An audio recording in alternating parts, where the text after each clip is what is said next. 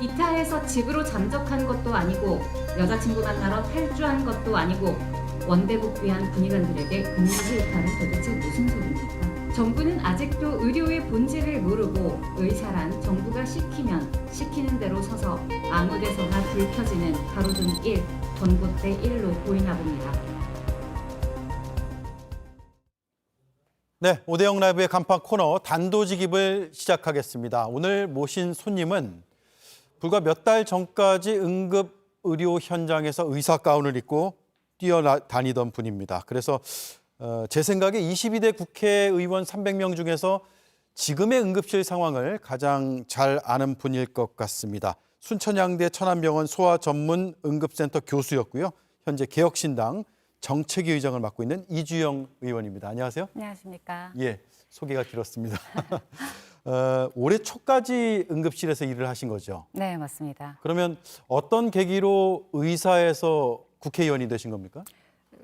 정치를 하려고 그만뒀던 것은 아니고 제가 지역에 있는 소아응급센터에서 10년 정도 일을 했습니다. 그래서 잘 맞는 일이었고 좋아했던 일이었는데 제 주변에 소아 환자를 보내거나 받거나 하면서 함께 일했던 소아응급을 보던 병원들이 거의 다 문을 닫았습니다. 네. 그러면서 저희 팀도 이 환자를 케어하는 게 쉽지가 않아지고 여러 법적 리스크라든가 이런 것들이 강화되면서 점점 제 동료들도 자리를 지키기가 어려워졌고 그래서 제가 있던 센터가 결국은 와해가 됐습니다. 그래서 예. 센터가 소아응급 전문센터를 폐쇄하면서 저도 사직을 하게 됐고 그 이후에 좀 고민을 하고 있었는데 그때 총선 있으면서 개혁신당에서 연락이 왔고 만일 소아의료가 정치로 인해서 이렇게 망가졌다면 어쩌면 그걸 살릴 수 있는 방법은 또 정치일 수도 있지 않을까 해서 제안을 받아들였습니다. 네.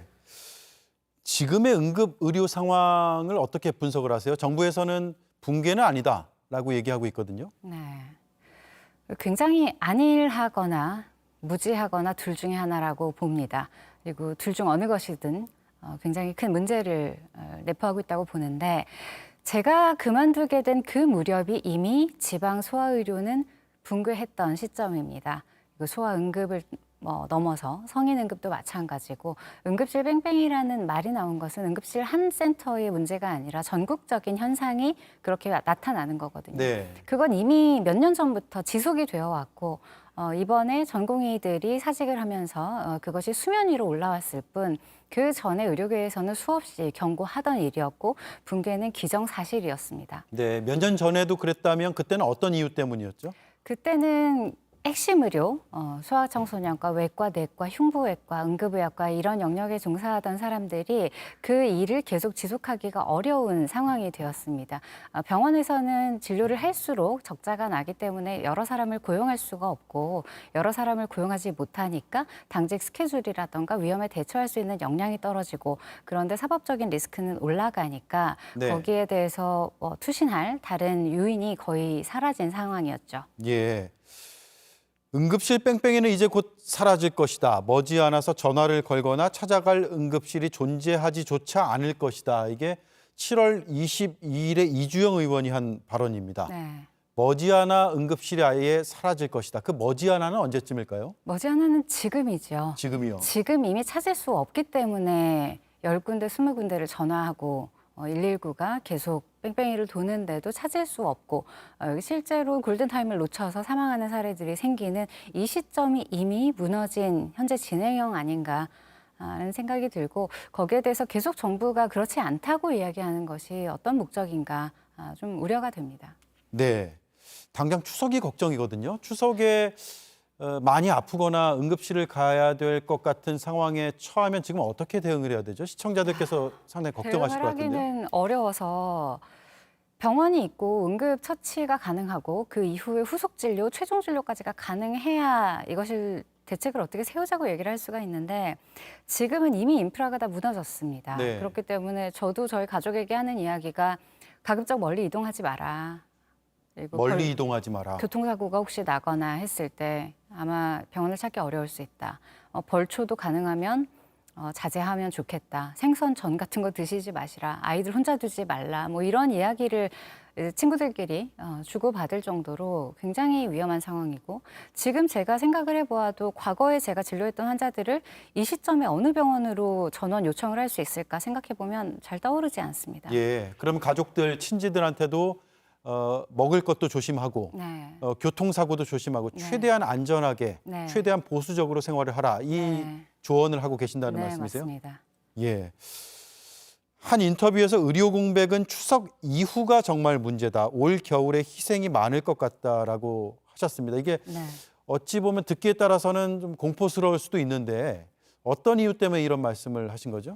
왜냐하면 병원에도 환자가 몰리는 시기가 있는데 그게 대체로 가을부터입니다. 가을이 되면서 온갖 호흡기 질환들이 좀 창궐하기 시작합니다. 예. 그건 소아와 성인을 가리지 않고요. 특히 노약자의 경우에는 별것 아닌 호흡기 질환으로도 중증으로 이행하는 경우가 많기 때문에 대단히 위험할 수 있죠. 여름에서 가을로 넘어가는 시기를 말씀하시는 네, 건가요? 감기가 돌기 시작하는 시기를 얘기하는 거고요. 그리고 어르신들에서 자주 오는 뇌혈관 질환, 뇌졸중이라던가 뇌출혈이라던가 그리고 심근경색 이런 병들도 추워지는 시기에 빈도가 대단히 높게 상승합니다. 그리고 가을철에 공사도 많고 야외 활동도 많기 때문에 응급실을 찾게 되는 빈도도 높아져서 보통은 가을부터 겨울이 끝날 때까지 응급실과 중환자실이 가장 바쁜 시기라고 모두 알고 있습니다. 그렇기 때문에 추석에 며칠이 문제가 아니라 앞으로는 더 많은 질환군 그리고 더 많은 환자들이 발생할 텐데 문제는 지금 이 가을을 지나고 나면 현장에 남아있는 의료진들은 더 돌이킬 수 없게 번아웃이 올 것이고 네. 이탈은 가속화될 텐데 지금 저 현장으로 들어갈 엄두를 낼 의사는 존재하지 않을 것이라는 것이 가장 큰 위험입니다. 네, 지금 정부에서는 어쨌든 공백을 메우기 위해서라도 군의관이나 공보위 투입을 하고 있고 또 앞으로 더 늘린다고 하잖아요. 네. 이게 실효성이 있다 없다 여러 의견들이 있더라고요. 네. 이게 가능하지가 않은 것이 이 군의관 공보위라고 해서 진료 역량이 떨어지는 것이 아닙니다. 그 환경이나 본인이 수련받은 정도에 따라 할 수 있는 것들이 달라지는 거죠. 그런데 지금은 공보위나 의대를 졸업하고 바로 나온 사람을 기준으로 할 때도 이를테면 지금 이종 보통 면허를 딴 사람에게 그냥 중장비를 맡기는 겁니다. 아무튼 예. 운전할 수 있는 면허 아니냐. 누구라도 갖다 놓으면 운전할 수 있는 사람이 이걸 몰 수 있겠지. 그런 것이 정부의 입장이고 지금 군의관들은 요청을 받았을 때 본인이 수련을 받지 않아서 할 수 없는 일이거나 혹은 내가 할 수 있는 과의 진료가 아니어서 할 수 없거나 그런 이야기를 하는 겁니다. 그래서 이것은 내가 대형 버스를 몰 수 없는데 이종보통 면허로 무조건 하라는 것에 대해서 이건 내가 할 수 있는 일이 아니다라고 이야기를 하고 있는 것인데 정부에서는 정부의 명령을 따르지 않는다는 관점으로 받아들이고 있기 때문에 문제가 크다고 생각합니다. 예, 안 그래도 그 부분이 지금 논란이 많이 되고 있는데 복지부가 응급실 근무를 거부한 일부 군의관들에 대해서 근무지 명령 위반 징계 조치를 국방부와 협의하겠다라고 했다가 번복하는 일이 있었잖아요. 그래서 네. 앞서 저희가 도입 때도 그런 비판의 목소리를 잠깐 영상으로 들었는데 네. 왜 이런 일들이 지금 반복이 되는 거죠?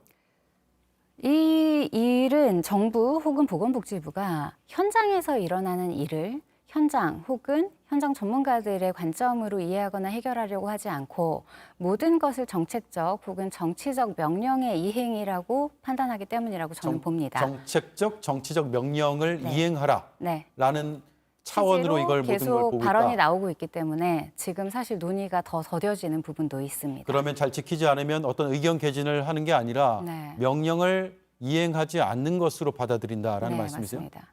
예. 그러면 군의관들은 그런 현장에서 나는 이걸 아까 예를 드신 것처럼 이 대형 버스를 몰 수 없는데 그런 능력이 없는데라는 의견을 지금 제시하고 있는데도 네. 정부가 받아들이지 않는다는 말씀이세요? 정부 나름대로는 그 희망하는 분과와 요청하는 분과를 구별하겠다고 이야기는 합니다만 실제로 내과 의사가 아무리 실력이 좋아도 교통사고 환자를 볼 수는 없는 겁니다. 네. 안과 의사가 아무리 실력이 좋아도 소아의 복통 환자를 볼 수는 없겠죠. 그런데 지금은 그런 식으로 무차별 배정이 이루어지고 있는 상황이고 거기에 대해서 군의관들은 정당하게 환자에게 내가 이 일을 함으로써 해를 끼치면 안 된다는 게 하나가 있고 두 번째는 이 일을 했을 때 내가 책임질 수 없다는 게 있는 겁니다.